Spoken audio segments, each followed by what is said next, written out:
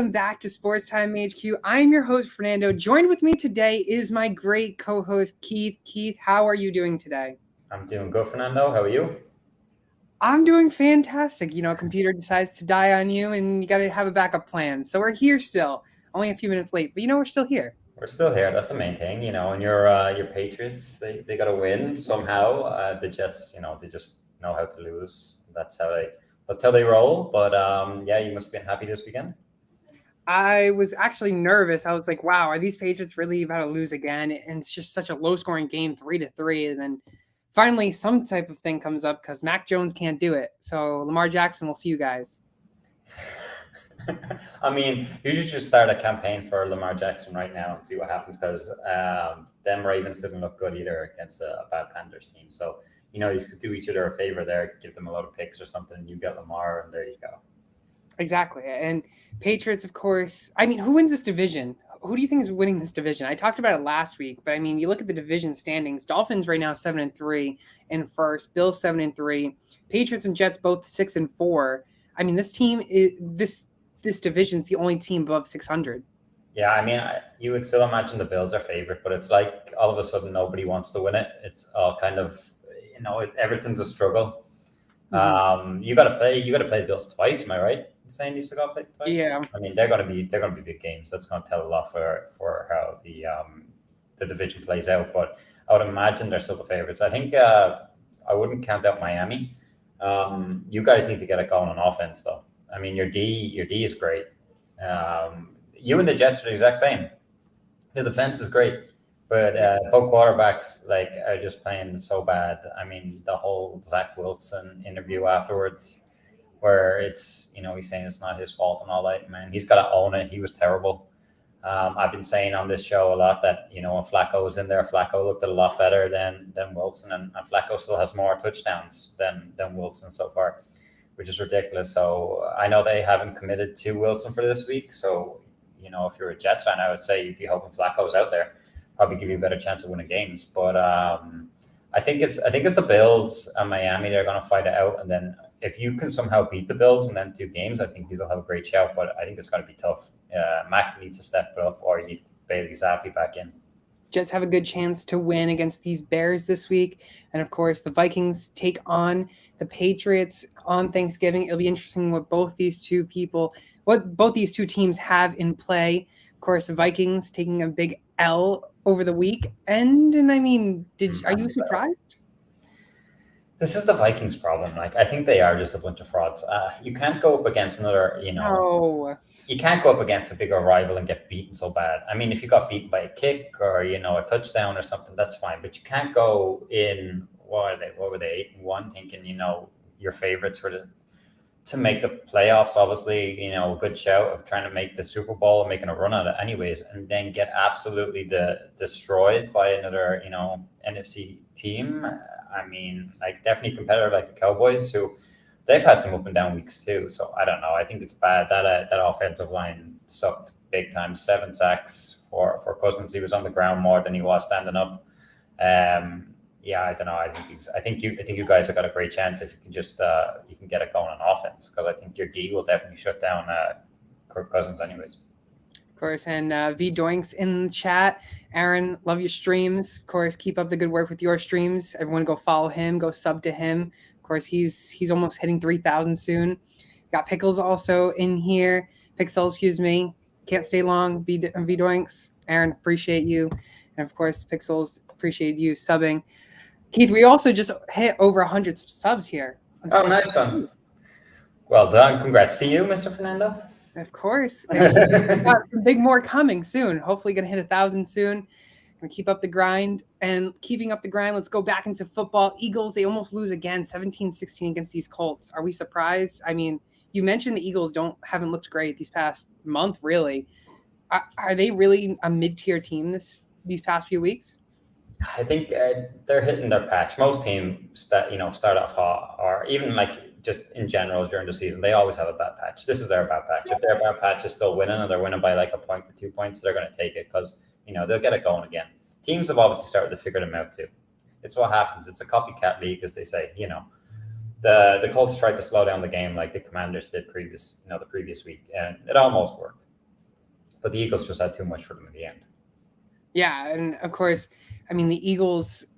I actually would have been really funny to see the Eagles lose to the Colts because they would be like the Pittsburgh Steelers a few years ago. Yeah, when they were undefeated for so long, then And all then of a sudden it just went flat downhill. Of course. Let's keep going on to Thanksgiving. Thanksgiving is finally here. The season of giving, of course, and very thankful, of course. 3 straight games for Detroit. I'm going to start with Detroit because they play against Buffalo in the first game of Thanksgiving. Does Detroit have enough to beat Buffalo? They just beat Green Bay, Chicago, the Giants. Jameson Williams, the rookie, also set to return from practice this week. I don't know if we're going to see him play this week, but Detroit, I mean, what do we have to do with this team? I mean, I think it's going to be a high-scoring game for start on both sides. Like this offense for Detroit has looked very good, and it was the defense for so long that had been letting them down. Now all of a sudden it's starting to change. They're starting to, shut down teams. They're not giving up as much points. I don't think they'll be good enough to shut down Josh Allen now. You know what I mean? But I still think you're talking about a high-scoring game, and the Bills will just come out. I think maybe 6 points max. Maybe I don't think they're going to go out and blitz them. The Bills haven't been that great either. But I'm thinking like a high-scoring game, but a Bills win, but like a narrow win. I think Detroit are going to give us as good as they get, and probably just not have enough in the end. Detroit 4-6 right now. If they beat the Bills, do we want to say that they could be a possible late playoff team that could just sneak in, or are they the Dolphins of last year? No, I mean if they do beat the Bills, they're on a nice run. The confidence is high. Dan Campbell has some guys ready to play every game. So yeah, they could make a late run. I mean, I think it's still too soon for them. They're still in this whole rebuilding thing. But I mean, it definitely be a good end to the season for them and see what happens. Come the draft and come next season, they'd be definitely in there with a shout. But yeah, I mean they'd have a good chance. I just think it'd be a year too soon. Do you think that Detroit Lions, they don't make playoffs this year, per se? Do they draft a quarterback next year, and do they make playoffs with that rookie quarterback? I think that was probably the plan, was to go for a quarterback. Now, whether they do or not, I'm not too sure now. I think they might stick with Goff and hold, because they've seen what talent they have around them now, just improve that defense, and leave Goff in there, because to be fair, he has been okay, and it does work. He works well in this offense. I don't think you need to make any drastic changes. So they may wait on this. Yeah, it'll be interesting to see what will happen. Something more on Thanksgiving week, the Giants and Dallas. Giants and Dallas is more of a division rival game here, of course. Both these teams, Cowboys 7-3, Giants 7-3. Whoever wins this game will take second place in that division. Who you got winning this game? I got the Cowboys. I mean, I thought the Giants were very flat the weekend. You got the Cowboys coming in off a great game against the Vikings, and then the Giants coming in after a bad beat to the line. So I mean, yeah, I think I was thinking coming into this it'd be a closer game, but after watching the weekend, I mean, if the Giants are that bad, the Cowboys will just blow them away big time. So I think the Cowboys win. I think the Giants will play a lot better, but I think it could be a 10-point win for the Cowboys. It'd be interesting to see. I got the Cowboys also winning. Going right back to Buffalo and Detroit, I forgot to ask you who you got winning that game. I think you kind of lean more Buffalo, and I went Buffalo. Yeah, I lean Buffalo. I think Detroit will hang around for a lot in that game, but I think Buffalo. Okay. And then last game to end off the Thanksgiving day, you got the Patriots and Vikings. Of course, Vikings coming off a tough loss to a really good defense for the Cowboys. But then it doesn't get much easier. They go to face the Patriots, who are arguably the best ranked defense in the league this year. Do you think the Vikings will be able to pull out a win here? I think it's going to be tight, and I think it's going to be tight because of the Patriots defense. I think they'll just keep it scrappy. They'll be in Kirk Cousins' face. I think it'll be another low-scoring affair. They'll try and keep, Justin Jefferson quiet for most of the game. I think the Patriots will win by a kick, so a 3-point win for the Patriots. I think the Patriots win? Yeah, I think another bad beat. I think the offensive line is beat up big time. I think you guys will have Kirk on the ground more times than not. So I think maybe a sneaky 3-point Patriot win. I haven't done my predictions for this game yet, and I'm leaning. I could go either way. It's because I love these Vikings. I had them number one in my power rankings last week. Obviously, they're going to be dropping after losing by a horrendous amount last week. Yeah. But I mean, the Patriots, I just don't see them with that offense being able to beat these Vikings, who have an amazing offense. Of course, couldn't get anything going against the Cowboys though. Yeah, I mean, I think it's going to be a game on the ground and pound. Harris, Stevenson, you'll do it that way. You'll keep the game tight. That'll be the whole plan. If you have to win it by a kick, you have to win it by a kick. Obviously, you want to win by more, and you want Mac Jones to do a lot more with the ball and spread it around. You know, the Vikings defense, I think, is pretty good. I don't think it's one of the best. I think the Patriots defense is better. But I think for you guys to win, you'll keep it tight. And, you know, Belichick's mastered these things. He knows what he's got there. He'll try and win it on D. And you know, I won't be in Mac Jones' hands anyways to win the game. Could be a game kick that decides the victory there. Of course, the 49ers and the Cardinals played in Mexico last night. 49ers absolutely demolished the Cardinals. Cliff Kingsbury needs to go. There needs to be something changed in Arizona. And of course, you can't forget that who is it? Kyler Murray? He hasn't been able to play a game since the new Warzone came out. I don't know if you saw that stat. Yeah, I've seen that. Obviously too busy playing that. Of course, yeah. He's going to be going to the film room with baggy eyes and everything. He just can't stop playing the new game. Got to love the game, right? And so apparently he was healthy enough to play last night, and they just said they're taking it easy with him. I don't really know what they're doing. Are they just kind of giving up on the season?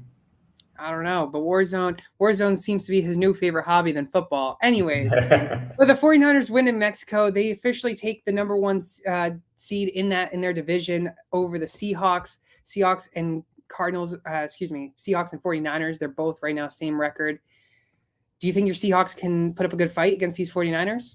I think the 49ers are sneaky. I think they've got all the talent, and they're very good in defense as well. I think they're the biggest challenge, I think, now in the NFC. I think they're going to go stronger and stronger. Like we said previously, Jimmy G give these guys a better chance to win than Trey Lance. I think it's going to be tough. The Seahawks have got a tough schedule now. I think they play the Raiders this week, where I'd be hoping for a win there, but I know they got the Chiefs coming up and some more division games, which we are in a tough division. So I think the Seahawks may lose out here to the 49ers in this division.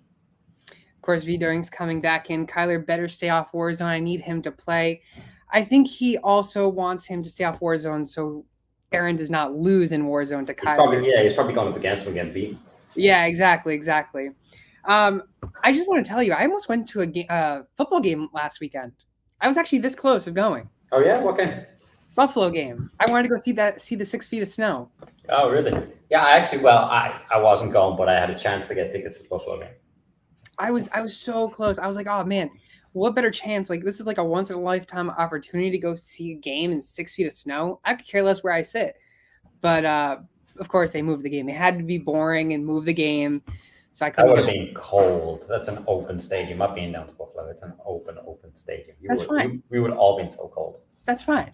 I mean, if that was the last thing I did, I would have been perfectly fine. It would have been great to see, though.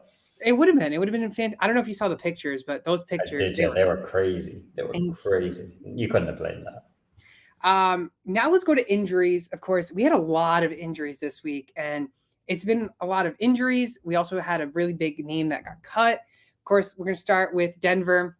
Quick fact, they'd be 9-1 right now if they scored exactly 18 points in regulation. Of course, it could have been because they keep losing because Melvin Gordon can't stop fumbling. 5 fumbles resulted in him getting cut. 5 fumbles this season. Denver already knew, like, this is time to go. We can't have you keep fumbling. And, of course, Latavius Murray's the next in line. You can't forget about Marlon Mack there, and also Divine Ozigbo, who's also there. Chase Edmonds, who also is there, has a high ankle sprain. He's going to miss a lot of time, so Murray's probably going to be that top guy. Yeah, I'm not surprised they cut Melvin Gordon. I'm surprised he kind of lasted this long. He always had fumbling issues. I think he was fumbling on the first day of the season as well. Latavius Murray just takes over now. That guy's been around the block, but he is solid for what he brings, and he's a powerful running back. I think he adds more, anyways, to this offense, I think, on the ground than Melvin Gordon, in my opinion. So yeah, I'm not surprised that he got cut. It's more interesting if a team takes a chance on Melvin Gordon, or is that kind of his career finished? What do you think on that one? I mean, I think Murray could be a good RB2 to end the season. I don't see him being an RB1, but he could definitely be an RB2 flex play type of player.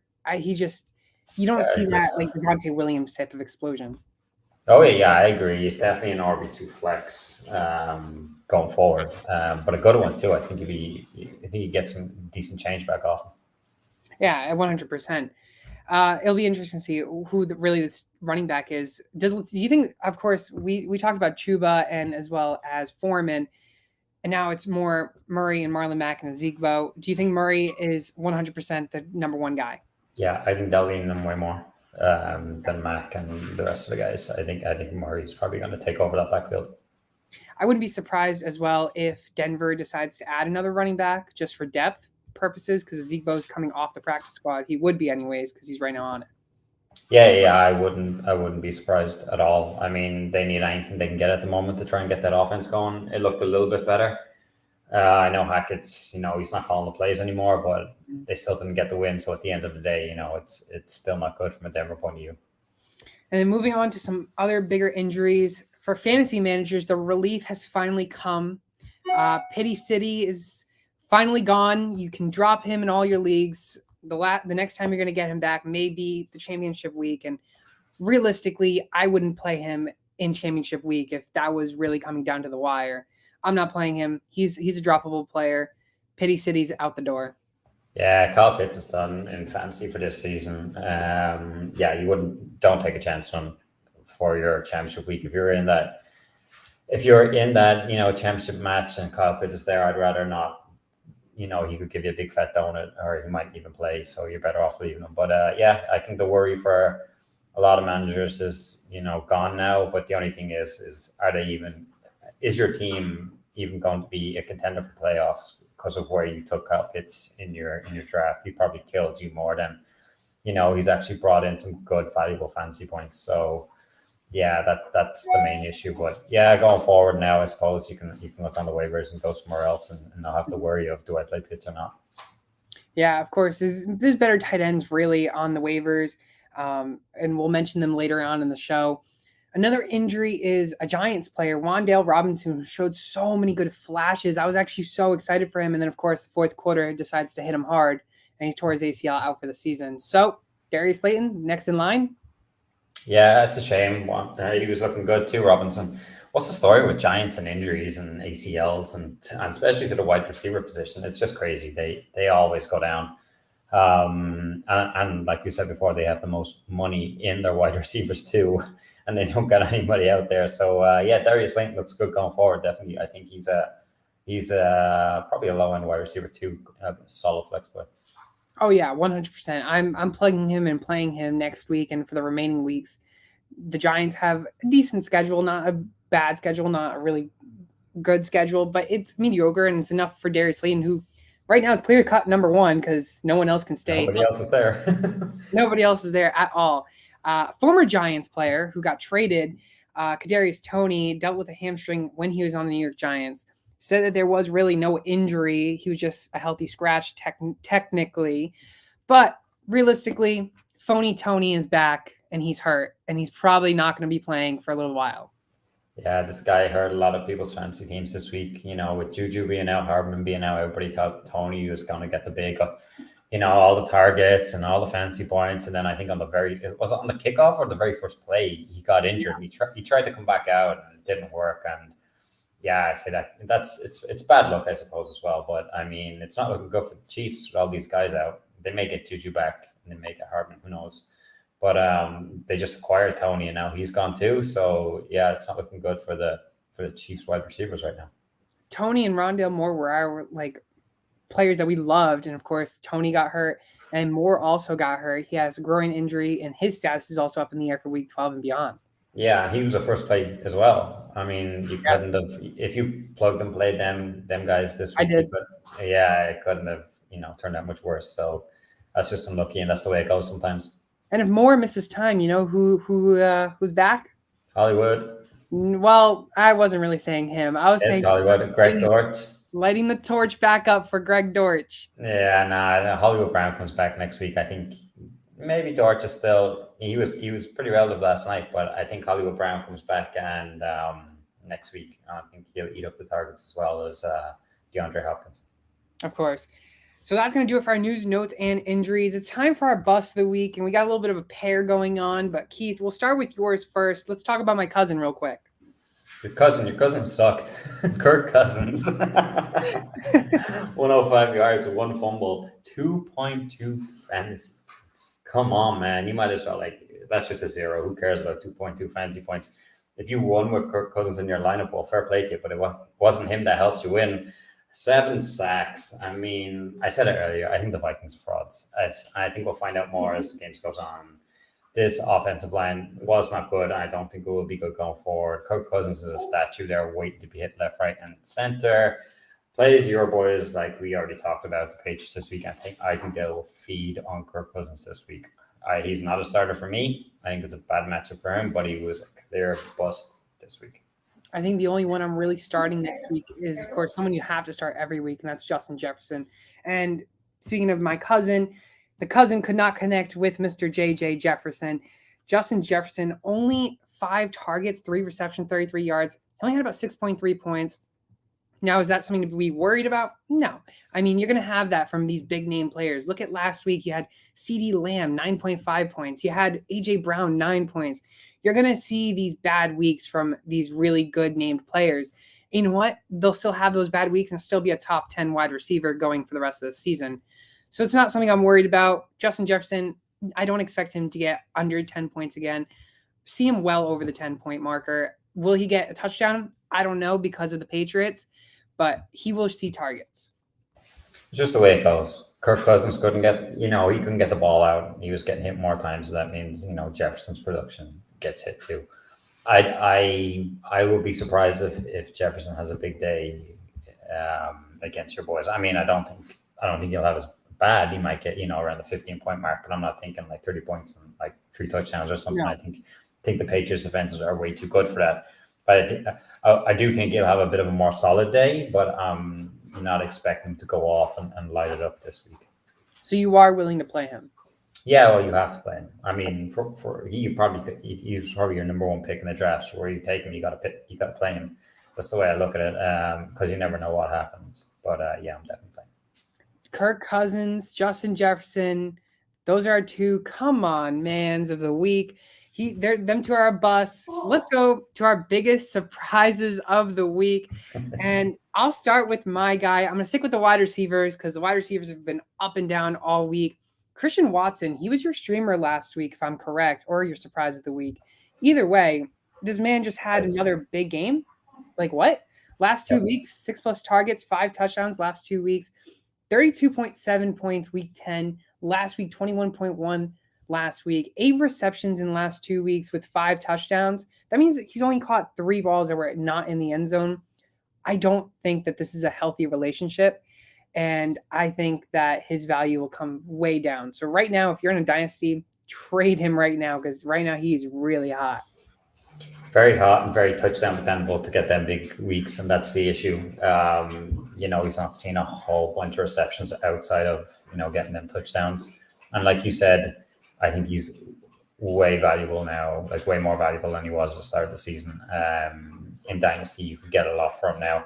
Who knows? This could be the new Devontae Adams next year or something like that. But right now, he is so touchdown dependable that if you have him, I would trade him high. Get 2 first-round picks or something like that. See if somebody really wants him, because that's probably his market right now. All right, people are going to look at him and be like, "Wow, this man's been top 10 last 2 weeks. He's definitely going to keep being top 10." But if people don't notice those touchdowns aren't always a given. The targets and receptions are basically a given, and that's what you got to really look at. So these touchdowns, you take those 5 touchdowns out, we're not talking about him. Yeah, you're not left with a whole lot. So yeah, I agree. Of course, Christian Watson, my surprise. Who's your surprise of the week?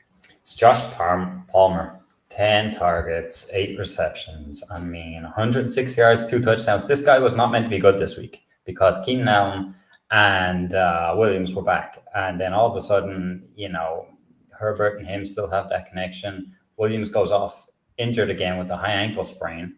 And Keenan Allen was on, a snap count. So it was all Palmer. We still seen a little bit of DeAndre Carter out there too. But he definitely seems to have a good relationship with Justin Herbert. And I think going forward now, he's definitely in the wide receiver 2 conversation for me. He had a big week, 30.6 fantasy points. He's been very consistent the last few weeks. I can see him. I have him in a few dynasty teams. I'm just going to plug and play every week now and see what he brings back. Yeah, of course, Joshua Palmer, the bigger name who many people probably did not really start unless you're in this deep leagues because, of course, you mentioned Keenan Allen and, of course, Mike Williams back. I mentioned last year that Mike Williams was that guy that has to be good or else he won't be fantasy relevant. That 1 year last year that he was fantasy relevant, he's been the big name this year that people have drafted. And, of course, he's back to his normal self being a dud and not really getting all these plays. And, of course, facing injuries, re-aggravating the high ankle sprain. I think next year, I don't see him really being fantasy relevant. He's going to drop down. I think he will be only because he'll drop down so many rounds and people will take a chance on him. But you could say the same for like Keenan Allen though. Like, that's kind of the first time he's properly turned up this year due to injury as well. It's the Chargers wide receivers. It's what they kind of do over the last, 3 to 5 years. But yeah, they'll definitely fall down the boards next year. Whether you want to draft them or take a chance, that's completely up to you. It's probably, if you have enough depth at the receiver position, then yeah, it's worth taking a chance on. But I still think they will be fantasy relevant, but yeah, you'll just find them in way later rounds. And of course, Mike Williams, he is locked in with the Chargers for the next two years after this season. It'll be interesting to see because he's holding a lot of dead cap. $12 million is his base salary next year with a $7 million signing bonus. It'll be interesting to see and whether or not what the Chargers want to do with the wide receiver position. Yeah, I mean, like he had some good games, but there was even games out there when Keenan Allen was out and he was fit and healthy, and he didn't do a whole lot either. So he's not been very rewarding when he's been on the field too. So that's the big issue. Yeah, and of course, Keenan Allen, he's also with the team until 2024 as well. So most likely they're going to keep these players until 2024. And the question is, how much are you holding back Justin Herbert? Because we see how much potential this man has. And yet he's not really showing much potential this year because he's got no one to really help him. Yeah, exactly. I think going forward, the best thing is to get a trade. But are they going to get a trade for a couple of guys that are totally injury prone? I don't think so. Otherwise, just keep them, hope they stay healthy and move on with it. And hopefully, it takes you somewhere. Hopefully, you just kickstart the season now. I know Mike Williams is out, but hopefully Keenan Allen can stay healthy. He'll just add to what, Palmer and Carter and Eckler and all these guys have been doing beforehand. And of course, they could draft a first-round wide receiver this upcoming draft because of how many quarterbacks. Most likely there's going to be wide receivers dropping. And the question is, the free agency for wide receivers, it's not that hot this year. So Mike Williams is kind of a big name, and he could very much be traded in the offseason. Yeah, what you get back in return is probably not a lot, but then again, they will move a lot of cap, and then you also move a guy who's injured more than he is on the field, so that could work. It just depends if a team's willing to take a chance. And I mean, we've seen that with Marquise Brown getting traded, and all. I mean, you see AJ Brown getting traded in the draft, and boom, that team goes to draft a wide receiver. But Christian Watson, Joshua Palmer, our two surprises of the week. Keith, let's start with yours on your streamer of the week. Let's start it. Who is your guy?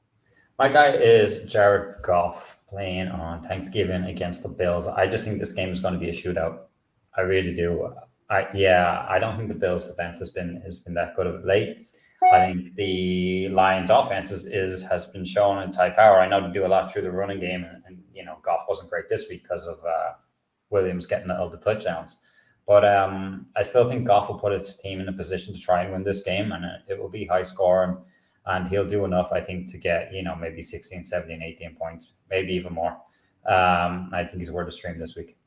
The only time he's scored over 18 points, for instance, is against Miami, against Washington, and, of course, against Seattle. So it'll be interesting to see if he can score it because that's only 3 times he scored over 18 points. I'm really concerned on what he's gonna bring to the table this week against Buffalo. I don't know if I'm gonna see him get over 18. I'd like to see him over 18 because I have him in a league that I have to play him every week, and it's really sad because I know he's not gonna score that much.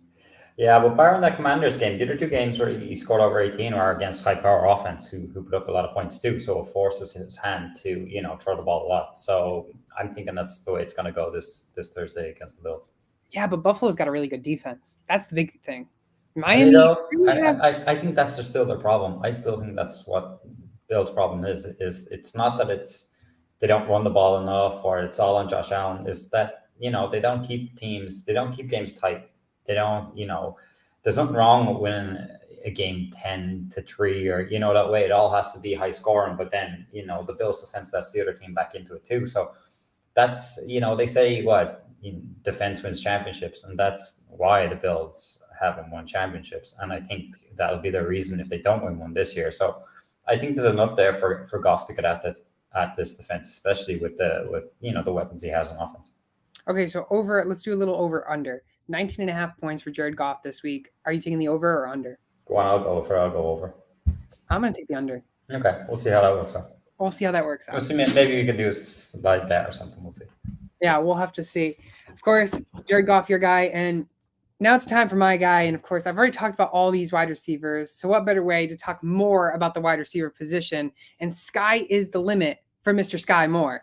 Sky Moore, this man, if he does end up playing and the hamstring injury keeps Tony on the sideline, sky's the limit. Sky Moore is a sneaky ad this week. He should be added in a lot of formats because Tony is Mr. Phony, and he's not going to be relevant in the next couple of weeks, I think, or at least I think he should be irrelevant. Okay, I'll take that trade again. Offer me that Tony trade again, will you? I'll take it. Yeah, you still want Tony? A second on the fourth or something like that. Yeah, offered me after this. I'll take Tony now. Since you're calling him a phony, everybody's heard it. I'll take the trade.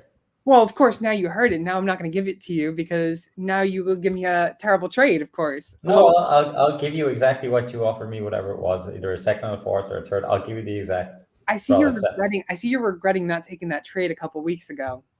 Well, no, I wasn't regretting it, but after the big week last week, you were going to look for more. Now you're calling him a phony, so I'm like, I can take advantage of this and go back to your mediocre offer and take that. Oh, of course. Well, I'm not saying it's a dynasty league. I'm not going to give it to him for peanuts, Mr. Penny. I can give you Rashad Penny for a penny. Yeah. No, I don't want Rashad Penny, but we can go back and do that Tony deal. But no, Sky Moore really is that guy for Patrick Mahomes, and of course we know how elite Patrick Mahomes is. Sky Moore there with the speed that he has as well. I think sky's the limit for him. Yeah, definitely a good opportunity. He got some targets, this week with all the injuries. Yeah, his big problem was they put him on kick return to start the season. He kept dropping every ball that was kicked towards him. So they took him off that. And I think that was, that had a lot of issues there. There was rumblings of maybe he gets cut or something like that because Andy Reid just doesn't stand for any of that. But they've taken him off the kick return duties. And, we've seen him coming out of college and all. He is a talent. He's very fast. He's another one that, Andy Reid could play around with. He could be in the backfield. It could be out wide. So it's just whether he gets enough time on the field. He's sneaky. I mean, if he goes into your lineup and goes off, he's a game winner for you. So I have a little scenario for you. Would you rather start Sky Moore if Tony's out, or would you rather start Marquise Brown if Kyler Murray's out? It's a tough one. It's a tough one. Personally, I have Marquise Brown in nearly every league, so I probably have no choice but to start Marquise Brown. But I'm not starting either with a whole lot of confidence. Okay, I'm starting Sky Moore with confidence. Okay, good on you. We'll see what happens. Next week. I suppose the big thing is you will be more confident if the likes of Juju is not back, Harvin's not back, and I'm guessing Tony's going to be out now. So you will have a lot of confidence. Yeah, Hardman on the IR. Yeah, exactly. So if it stays that way, especially if Juju remains out, I'd be more confident in Sky Moore than I think with Hollywood Brown getting the ball thrown to him by Colt McCoy. So. It'll be interesting to see streamers of the week, Sky Moore and Jared Goff. It's now time for our waiver wire ads of the week. We'll start with the quarterbacks as we always do. Let's talk about a former Miami Dolphins quarterback that couldn't keep his job there but find another job somewhere else in Tennessee. Who is it, Keith? It's Ryan Tannehill. He's had back-to-back decent weeks for fancy, putting up 19 points. Last week was 333 yards and a couple of touchdowns. I mean, Titans are starting to get things rolling. They're not a team I like to watch. I find they're very boring. It's all kind of one-dimensional. But I mean, he was on point with Treylon Burks for some big throws and catches. So yeah, I think these guys are getting it going at the right time. I think Tannehill's starting to look a lot better. Like I said, back-to-back decent weeks. Plays the Bengals this week, so I think they'll be in a bit of a scrap there. The Bengals, they've looked good. They're trying to make another playoff run to the Super Bowl again. I don't expect them to win, but I'd still expect Tannehill. He needs to keep up. He can't just pump it through Henry all day in this game. I think the Bengals will, they'll put they generally do put, a lot of points on the board. So Tannehill will have no choice but to try and stay in this game. He'll be throwing a lot. So I expect another game of at least 19 points. Yeah, I like Tannehill a lot in these last 2 weeks, especially showing the potential that he has with, if Derrick Henry can't get the ground game going, he is the guy that he has to pass. And Robert Woods, Treylon Burks, of course, Austin Hooper showing a big role too there. I mean, I like Tannehill. I'm intrigued on Tannehill because I wasn't big on him coming into the season. He's kind of showed some up and down roller coasters. I want to see what he does in the next couple games, especially against Cincinnati this week and Philadelphia next week. Yeah, exactly. Very slow start from him, and from the Titans in general, very slow start. And it's all, get behind Henry and get him going. But Henry's kind of shut down the last couple of weeks. So Tannehill has, he's stepped up and it's working for them so far. So, of course, we go to Tennessee to see Mr. Tannehill. But let's talk about a former Tennessee player in quarterbacks, and that's Marcus Mariota, who's for the Atlanta Falcons. Of course, he's not a guy that you really like to hear. Like, oh, why are you going to talk about Marcus Mariota? He's not fantasy relevant. Well, he really is. He's QB9 right now. And it's crazy to think that he's a top 10 quarterback when he's only averaging 15.7 points a game. He's about 49.8% owned. He's going against Washington. But here's the thing. Atlanta has a favorable rest of the season for quarterbacks. Back-to-back weeks, 17-plus points. Going to face Washington, who's given up on average about 17.4 points a game to quarterbacks. And not only is that, but he could take you to the championship and maybe help you win one. And, of course, you're probably not going to start him every week, especially over like Joe Burrow or whatever. But facing the 20th ranked team this week against Washington, going to face the 29th ranked for quarterbacks in Pittsburgh the week after. They're on a bye week the week after that. Then they go on to face the 19th ranked in New Orleans Saints, 21st ranked in Baltimore, and then 28th ranked Arizona in the championship week. And if you have week 18 as your championship, you're going to face the 14th ranked Tampa Bay Buccaneers. Yeah, I mean, like if you've got any of these pass catchers on the Falcons, they're not getting anything. They're getting nothing. But Marcus Mariota is doing it all with his legs, and that's very good for fantasy as well. Look at Justin Fields, what he's been doing. Are the Falcons overall a good team? No, but that doesn't matter when it comes to trying to translate that into fantasy football. Mariota's been doing it in back-to-back weeks. I have a couple of super flex leagues where he's starting and he's doing quite rewarding, but he throws the ball very little. He's doing all the damage on the ground. But yeah, he's a guy I like going forward. And like you said there, with the the opposition coming up over the next few weeks, we're into the important time of the season for fantasy. He's a guy you can definitely plug and play, and he'll probably get near the 20-point mark more times than not, and have a touchdown along the way. Our last 7 games that he's played, 5 of them have been 17-plus scoring for himself. Of course, there was 2 weeks where he faced Cincinnati and the Chargers. They didn't score that. But there was also 2 games he scored over 20 points. So it's going to be interesting to see what Marcus Mariota can put on the table there. I like him a lot, really. And can't also forget Jimmy Garoppolo. Yeah, I mean, he's got a very good end to the season for fantasy. So yeah, it's intriguing, but if you have one of the big 5 guys, you're not gonna move them, like you said, for Marcus Mariota. But anyone else, I mean, just Justin Fields could be touch and go this week. Would you play Mariota? I think I would, especially in the matchup. Yeah, Marcus Mariota, Ryan Tannehill are 2 waiver wire quarterback ads of the week. Of course, don't forget about Jimmy Garoppolo. I already mentioned that he's got a favorable matchup this week against New Orleans. So if you need to start someone, you need a quarterback, and those two aren't available, Jimmy Garoppolo also could be another one, 19th ranked for quarterbacks for New Orleans. So he's a good matchup player to play for next week. Time to go to our running backs, though. Keith, I'll stick with your guy because we already mentioned him before, and I'm sure you can touch a little bit more on him still. Yeah, so Latavius Murray, and actually, I was going through and having a look at all the running backs, and I actually put him in right before the news came out about Melvin Gordon, so it's kind of worked out well. But 19 attempts, 49 yards and a touchdown, and he had 4 targets, 4 receptions, 23 yards. This week he was the main guy, anyways. Really, there he did split time with Gordon, but he's the main guy. He's going to be the main guy going forward. He looked way better than Melvin Gordon. I mean, Melvin Gordon has been a bit piece, I think, in this offense. They were going to hand the reins over to Javonte Williams, at some stage, probably this season, if he didn't go down with the injury. Now, Latavius Murray, only 34.2% owned. I would expect that to go right up near the 70. I'm not sure we'll be talking about him going forward, because he's a guy, like you said, Fernando, earlier, that he could go in as an RB2 or a very, very solid flex play going forward. Yeah, running backs are just so hard to find. And of course, this is your last push into the playoffs. I'm willing to spend all my fab on, or most of it at least, on Latavius Murray. Sure. Yeah. At this time of the season, and like you said, with it's bare on them waivers when it comes to running backs. I mean, just put everything you got into him, unless you'd be very unlucky to get a big injury that you're going to need some fab. It's only three weeks off till playoffs, really. So you got to put everything in and stash up on or running backs even. Yeah, and Murray, of course, you can't get him. Isaiah Pacheco, another good guy to go get. Of course, you saw Clyde Edwards-Helaire go down. He suffered a high ankle sprain. He's going to be missing at least a few weeks. Next in line, of course, Isaiah Pacheco, who had 15 attempts, and of course, he had 16 attempts, if I'm correct, the week before that. But this is the first time in his career he scored over 100 rushing. He put up 100 rushing yards, had only 10.7 points. That was only because he had 107 rushing yards. But I think he's going to get more incorporated into that offense.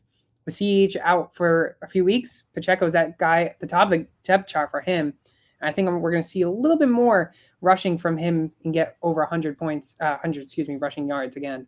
Yeah, Pacheco looked better than CEH even when he was healthy.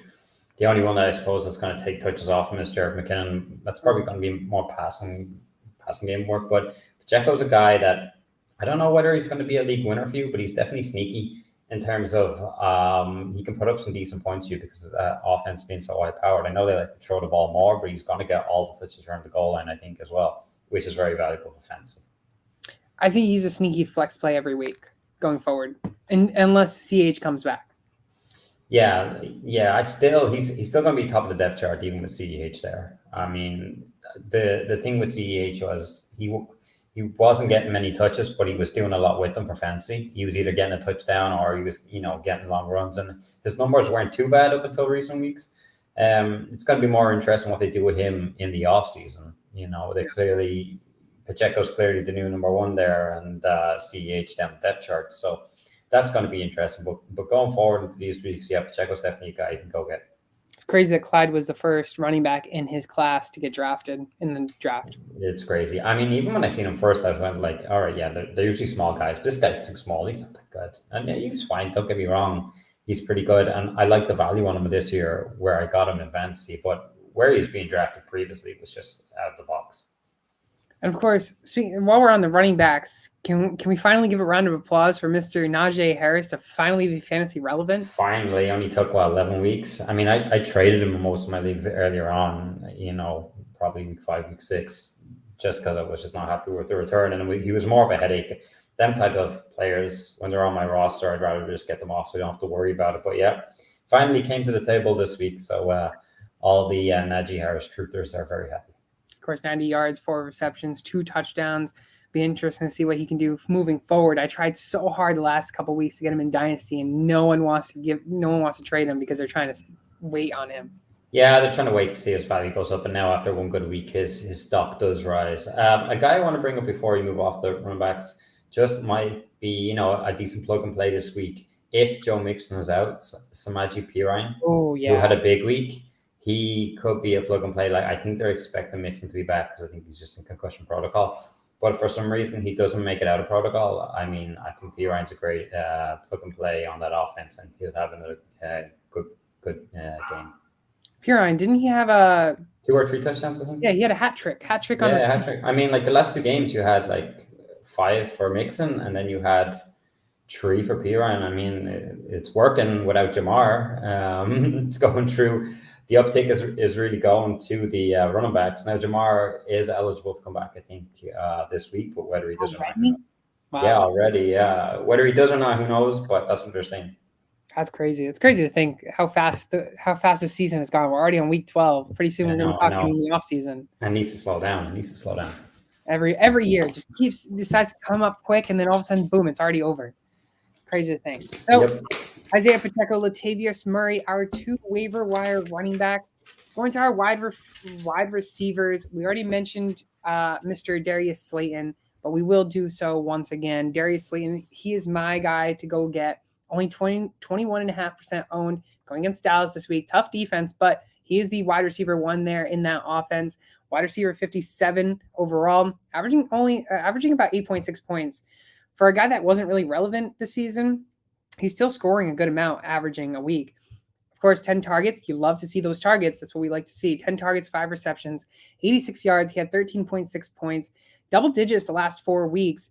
And of course, with Wandell out for the rest of the season, Slayton's the wide receiver 1. Go get this man because he's going to slay you some points in your team. Well played. Yeah, I agree. I think he's probably one of the top receivers to go get now, and he's looked pretty good. The only issue I do have this week going against the Cowboys is that he probably gets covered by Diggs or, like that. It's going to be a tough matchup. But yeah, I mean, besides that, I think he's going to be a decent flex play for most people. Yeah, 100%. And you can't go wrong with the number 1 wide receiver on the depth chart. But that's it, exactly. I mean, there's no one else there to touch him, so yeah, he's happy out. Yeah, and of course, let's go on to your guy. He's not in depth chart wide receiver number 1, but he could be some value moving forward. And who is this guy? Yeah, it's Donovan Peoples-Jones from the Cleveland Browns. I mean, 6 targets, 5 receptions, 61 yards, and a touchdown last week. Been fairly consistent, 17 fantasy points this week, the week before 14. I mean, they're playing essentially with, a backup quarterback for nearly all the season. But he will get an uptick with Deshaun Watson coming back shortly in week 13. So that should help him, the likes of Mari Cooper as well. Plays the Bucs this week. I mean, on paper, their defense is good, but this year it's not been that great. They've given up, mediocre. They've given up a lot of points. Jacoby is definitely playing like he wants to be the starter in the team next year. That's the impression I get. Whether he's good enough or not, I don't know. But he's definitely going out there and showing off. So I think, Donovan Peoples-Jones is going to have another good game. I think Amari Cooper will have another good game too. So I'm expecting this to be a pretty good game between the Bucs and the Browns. Don't know if it'll be too high scoring, but I think the Browns have put up enough points. The Bucs, who knows what they're like. They've kind of like, they got it going in Germany against the Seahawks, but they've kind of been stumbling all season, so you wouldn't know what type of performance they'll play. But I think Peoples-Jones is definitely a guy to add off the waivers this week. And of course, you mentioned Brissett trying to become a starter for next season. He probably will be, and you know where he will be? He'll be either in Washington or Indianapolis because they like to get those type of quarterbacks. That's a great shout. Who knows? I mean, Washington are going behind Nicky now because Carson Wentz is eligible to come back. So, what happens to Wentz there is his career could be done. And the Colts, all depends if it's Jeff Saturday again next year, which I don't think it will be. But I'll wait and see because Matt Ryan doesn't have a lot left in the meter. And of course, Donovan Peoples-Jones, going back to him, this man has scored double digits, not only last 3 weeks, but last 5 weeks. And if you really take on the whole season, the only time he scored under 10 points was 3 weeks. One time it was to the Jets where he only had a 1 lone target. The other time was against Pittsburgh. He only had 3 targets. Then the couple weeks later, he had like 9 points. So realistically, he scored over 9 points every single game except for 2 games. It was back-to-back weeks. And now look at him. He's a stud. And with Deshaun Watson coming back, his sky's the limit for him. Yeah, exactly. It's only going to get better, and it should in this offense. Especially with the favorable matchups coming up. Of course, you mentioned Tampa Bay, mediocre team. Houston, he goes on to face Houston, who has a terrible team, unfortunately. And Deshaun Watson should be back that week. And if Watson is to what he usually was, we could see a big performance from not only DPJ, but Amari Cooper. And they go back to face Cincinnati. And I mean, it's just back and forth. Cincinnati, he put up 12 points, goes on to face Baltimore. Baltimore, he put up 11 points. And you're just going to see that a lot from DPJ. Yeah, solid flex play. That's the way I look at it. Just touching on the Texans for a second. I know we're going off topic here. I want to talk about your Davis Mills and what you think. Do you think he's done after this year? He's actually killing me in one of my super flex leagues big time. You're the big Davis Mills truther, so come on, bring it on. I'm so upset because you know what? I really do believe that if they had the wide receiver they drafted, John Mechie, if they had him, and of course, hopefully John Mechie recovering well from leukemia, but I mean, if they had another wide receiver talent that they drafted, and if it wasn't Mechie, if it was someone like Burks or someone good, I think that Mills would have been fantasy relevant this year, and I think he would have probably kept his job next year. And he's gotten no help. He's gotten absolutely no help. Brandon Cooks looks like his age is finally here. Nico Collins, he's starting to come up a little bit back and forth, but Davis Mills needs that playmaker, and there's no one there. Yeah, no, I agree. I want to get your take on it because you were the biggest. I love Mills. I will always love Mills. In every draft we were in, you were sniping Mills late on for me, and now I'm kind of like, I'm glad I only have one share, not a whole bunch like probably you have. I think in my 18 leagues, I probably have about like 15 of those, 16 of those with Mills. Yeah. I did trade away Trey Lance for Davis Mills. Straight up? No. Okay, good. I was like, hope you got some picks or something. Yeah, I got a few firsts and a couple seconds, and I got Davis Mills back. So, and Trey Lance, of course, injured for the whole season. Yeah, it probably worked out in your favor, to be fair, but yeah. No one liked the trade. Everyone thought they should have, if there was a way to veto that trade in our league, they probably would have vetoed it. Why, you were getting too much, or? No, they thought Trey Lance was worth a whole lot more. And I was like, I think I'm content with like a couple firsts for Trey Lance. Oh, yeah. I mean, especially the way it's turned out and all the question marks now, I think you probably won that trade. Yeah, I mean, 100% easily. Davis Mills has scored more points than Trey Lance. You can say that. You know? Just about, probably. I think Davis Mills has scored more points than Zach Wilson as well, and even Mac Jones. Yeah, somehow, I suppose. They're all kind of in the same category as playing terrible. Yeah, I don't know about Trevor Lawrence. I think Trevor Lawrence has a little bit more points than Davis. But anyways, Darius Slayton and Donovan Peoples-Jones are two waiver wire wide receivers. Let's go into our waiver wire tight ends. And Keith, you managed to snipe me on my tight end, but I'm going to start with this guy who probably gave you a lot of heartbreaks, and it's Cole Kmet. He only had 6.5 points this past week, 3 receptions, 35 yards, but he's still tight end 10. Don't forget that. He's top 10 tight end. And we may see for the first time in a while, Taysom Hill may finally be out of the top 10 for tight ends next week. He's tight end 9. He should be. Yeah, about time. And of course, Zach Ertz still the tight end 4, and he probably will be a top 10 tight end to close off the season. But anyways, Cole Kmet, 69.2% owned. He's right on the brick of the 70% owned that we like to cover if it's under it. But they're going to face the Jets next week. And, of course, we mentioned that the Jets may have a good defense, but I think if Fields is available, since he is only about day-to-day with his shoulder dislocation, I think that they're going to have to really not have him scramble a lot because, of course, Fields, they finally figured out what to do with Fields. And now that Fields is injured, they want to play – not only do they want to play aggressive – they don't want to play aggressive with Fields. They don't want him running around the field. They want him to sit in the pocket and pass the ball. And that's what I think is going to benefit Cole Kmet this week. Yeah, I think they'll have no choice if he's going to be out there, all right. I mean, he'll probably get an injection in his arm and all that stuff. But yeah, there can't be a lot of whole running around. But then again, if he does stand in the pocket and he stands too long, then he gets sacked. And then that's even worse for his shoulder. So it's kind of a catch-22 what they do. I'd imagine he'll be out there and there'll be a little bit of, Fields magic. He'll be running around a little bit, but essentially he wanted to just be a pocket passer for this week to get over the injury.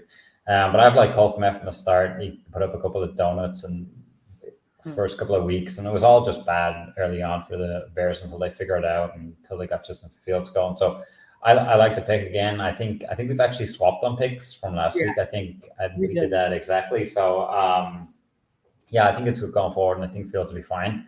I'll move on swiftly to my one, and it's Juwan Johnson, who you had last week. 4 targets, 3 receptions, 47 yards, and a touchdown. He's been great the last 3 games. The last 3 games he's had 13 targets, 11 receptions. I mean, them numbers are great for a tight end. If they were wide receiver numbers, you'd be very happy with that too. So, I mean, his stock is definitely on the rise. I think a lot of guys will be going to get him off the waivers. Not sure how much he'll be available going forward because Andy Dalton definitely likes to throw to his tight end, and it's been shown that, and he's gotten a lot in the end zone. They do play the 49ers this week, which can be a bit of a sticky matchup, but I wouldn't be afraid to play him. The way he's been going so far, 13 fantasy points last week. If he gets 10 even this week, I think he'd be happy. I think if you're in a dynasty format, Juwan Johnson's not the future. And I think you got to trade him to someone who's contending, who needs a tight end. Like if they lost Zach Ertz or Dallas Goedert, Kyle Pitts, like all these big names, try to trade him now because realistically, if you take those touchdowns away, Juwan Johnson doesn't get over double digits these last 4 of the 5 weeks that he's played. And he scored a touchdown the last 3 weeks. You take those touchdowns out, he's irrelevant. He's the Hunter Henry of last year. And this is the time to trade him if you're trying to get any type of value in dynasty from him. Yeah, I do agree with that. If you can get a second round pick from, I think I'd take that all day long. Oh, second round pick. I'd give you a third. I was thinking, I think a second might be too much, especially because Juwan Johnson's probably will be, but like a third is kind of like, what are you're taking a real chance then? I'd take 2/3. 2/3? Yeah, that's probably fine. 2/3. That could be overpaying too, because most people would want to probably, lose two picks. I just went with one kind of second, thinking that's probably high enough, probably too high, but it's nice to get. But yeah, if I get 2/3, I'll probably take 2/3 and run. What round do you like drafting in Dynasty? Do you rather draft, like obviously everyone likes to have picks, but in my opinion, I like drafting the first round and the third round. I don't care for the other rounds really. I depend on what the year is like. I generally miss the second round. So like a lot of my dynasty leagues, you'll see that I have a lot of first round picks, a lot of third round picks. If I don't like what's coming out in the first round, it's not a good year. I will trade a lot of any first round picks for that year for seconds, because I always think you get better value in them type of drafts for seconds. Is way more hidden gems than kind of the guys that are proven or should, dead certs to be good, who, in other years would only be a second round pick. So generally, if it's a good year, I like firsts and thirds. If it's a down year, I'll trade away the first and try and get as much seconds as I can. Perfect. So we're on the same page. Yeah, exactly.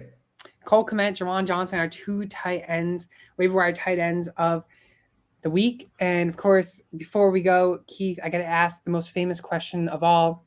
Do the Eagles lose this week to the Packers? No, Eagles win. Okay. I just wanted to know. I just wanted to know what your thoughts are, because the Packers ended up beating Dallas a couple weeks ago. I know, but I'm thinking the Eagles will have too much room. Good to know. We'll have to see what happens this week. Of course, it's Thanksgiving week, so make sure to spend all your great time and energy with your families and friends and, all your loved ones. But also make sure to keep betting, because, if you go on Underdog Fantasy, you can use Sports Time HQ, the code, and they'll match your first deposit of up to $100. So not only can you spend time with your loved ones, but your bank account can also be loved on winning. So, of course, once again, make sure to use code Sports Time HQ on Underdog Fantasy. And of course, that's going to wrap up this week's show. I was joined by my great co-host, Keith. You can follow him all over social media at SwampDonkey_90. Be sure to follow him and his fiance on Instagram at HuddleUp_NFL. It's going to do it once again for this week's episode. I'm Freeman Geronimo, joined with me, Keith. You can follow me all over social media at SportsTimeHQ, and we will see you all next Tuesday at 12:30 p.m. Eastern Time.